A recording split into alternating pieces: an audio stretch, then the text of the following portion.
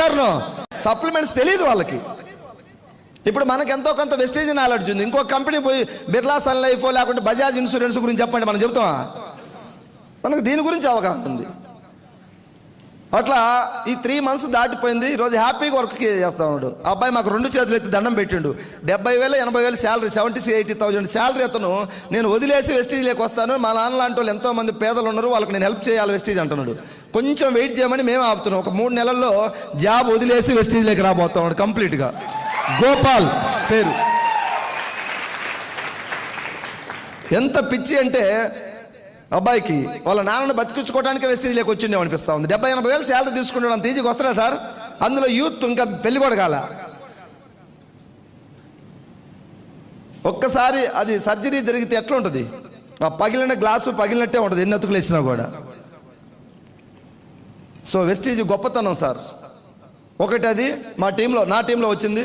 ఇంకొకటి గుంటూరు జిల్లా రేపల్లి దగ్గర మా అన్నయ్య అవుతాడు, పెద్దమ్మ కొడుకు. ఆయన మ్యారేజ్ అయిన 20 సంవత్సరాల తర్వాత పిల్లలు పుట్టిండ్రు.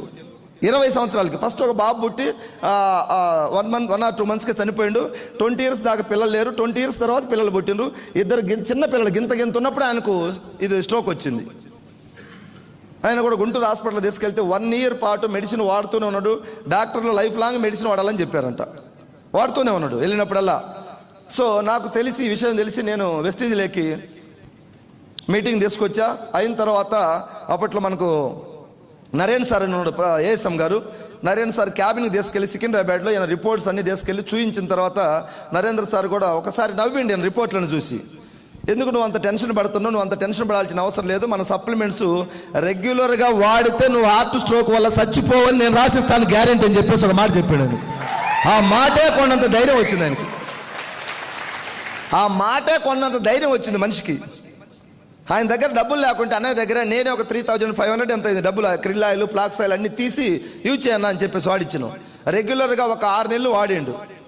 ఇంగ్లీష్ మెడిసిన్ బంద్ చేయొద్దని చెప్పిండు. అది వాడుతూ ఇది వాడమన్నాడు. ఇంగ్లీష్ మెడిసిన్ వాడి తర్వాత మంగళగిరిలో ఆయన దాదాపు ఒక 6-7 హాస్పిటల్ తిరిగిండు. ఏ హాస్పిటల్కి పోయినా టెస్టులు చేస్తున్నారు, మెడిసిన్ రాస్తున్నారు, యూజ్ చేస్తున్నారు. నువ్వు వాడు అంతే. డాక్టర్లు అంత భరోసాగా అందరూ చెప్పరు మనకి. చెప్తారా సార్ కూర్చోబెట్టి? నువ్వు జస్ట్ రాసిస్తారు, 15 రోజుల తర్వాత వచ్చి కనపడమంటారు. ఒక మాట ఎక్కువ అడగాలన్నా భయం మనకు. సో మంగళగిరి ఎన్ఆర్ఐ హాస్పిటల్లో డాక్టర్ భాస్కర్ రావు పేరు.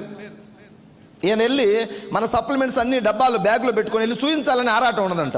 చూయిస్తే ఆయన టేబుల్ మీద పెట్టుకొని ఒక 15-20 నిమిషాలు అన్నిట్లో స్టడీ చేసి ఎవరిచ్చారు నీకు అన్నాడంట. ఇట్లా మా తమ్ముడు వెస్టీజ్ కంపెనీలో పనిచేస్తాడు సార్, ఇది డైరెక్ట్ సెల్లింగ్ కంపెనీ అంట, నాకు కూడా తెలియదు, మా తమ్ముడు ఇచ్చిండు వాడినంటే చాలా మంచి ప్రోడక్ట్ ఇది రెగ్యులర్గా కంటిన్యూ చేయి. ఇంగ్లీష్ మెడిసిన్ ఆపేయాలి అనిపిస్తే నా దగ్గరికి వచ్చి ఒకసారి నాతో సంప్రదించి నేను చెప్తాను నీకు సలహా అన్నాడంట. మళ్ళీ ఒక 3-4 months వాడి మెడిసిన్ ఇది. ఆయనకు అర్థమైంది ప్రాబ్లం. అంతకుముందు ఆయన ప్రాబ్లం ఏంటంటే ఈ హార్ట్ దగ్గర ఒక చిన్నగా గుండు పెన్నుతో గుచ్చినట్టుగా పెయిన్ వచ్చేదంట. ఇక్కడ ఏదన్నా స్టెప్స్ ఎక్కుతున్నా బాగా మాట్లాడుతున్నా ఆ పెయిన్ వచ్చినప్పుడల్లా ఈయనకు ఏదో హార్ట్ అరెస్ట్ అవుద్దాం, కార్డియాక్ అవుద్దాం అని చెప్పేసి కొంచెం భయపడుతూ ఉండేవాడు మనిషి. మానసిక దిగులే ఎక్కువ మనిషిని చంపేస్తుంది. రీసెంట్గా కరోనాలో కూడా కరోనా వచ్చి చనిపోయిన వాళ్ళు తక్కువ మంది, కరోనా భయం వల్ల చనిపోయిన వాళ్ళు ఎక్కువ మంది ఉన్నారు. ఎక్కడ పట్టిన సోషల్ మీడియాలో ప్రొక్లైన్లతో గుంతలు తీసి శవాలు బూడి చేస్తున్నారు. చూసినా కదా మనందరం కూడా. ఆ మహమ్మారి కన్నా ముందు భయంతో ఎక్కువ చనిపోయినారు. అట్లా ఈయనకి ఎప్పుడైతే ఆ డాక్టర్ ఇవి నువ్వు ఆపేయచ్చు, ఫ్యూచర్లో ఇంగ్లీష్ మెడిసిన్ కంటిన్యూ చేయొచ్చు అన్నప్పుడే ధైర్యం వచ్చింది. నరేన్ సార్ చెప్పినప్పుడు ఇంకొంచెం ధైర్యం వచ్చింది. సో మన మీటింగ్కి వస్తున్నాం రెగ్యులర్గా. మీటింగ్కి వస్తే ధైర్యం వస్తే పోద్దా? టన్నులు వస్తుంది మీటింగ్కి వస్తే.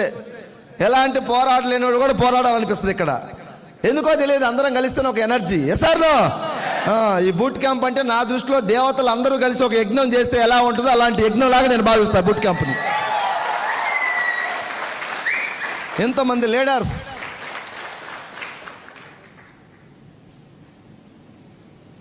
సో ఆ అన్నయ్య ఆ విధంగా వాడుతూ ఒక 3-4 months తర్వాత మళ్ళీ ఆ సార్ దగ్గరికి వెళ్ళి చెప్పిండంట, సార్ నాకైతే ప్రాబ్లం ఏం లేదు, చాలా క్లియర్గా అనిపిస్తుంది, నాకు ముందు ఆ భయం పోయింది, నేను ఇవే రెగ్యులర్గా వాడుకోవచ్చు అంటే నో ప్రాబ్లం వాడుకోమనంట.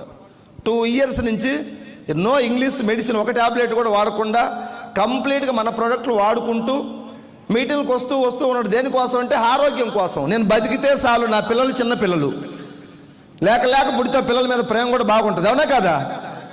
ఈ చిన్న పిల్లలు వీళ్ళ మంచి చెడు నేను చూడాలి, నాది పెద్ద ఉన్న కుటుంబం కాదు, నేను పోతే నా పిల్లలు అనాథలు అయిపోతారు, వాళ్ళకు ఒక లైఫ్ ఇచ్చేదాకన్నా నేను బతికితే చాలనుకొని మీటింగ్లకు వచ్చిన వ్యక్తి కాస్త ప్రాబ్లం తగ్గిన తర్వాత అయ్యా నాకు ఒక 10,000 20,000 వస్తే చాలన్నాడు మందుల కోసం. నెల మందులు కొనాలి, మెడిసిన్ కొనాలి.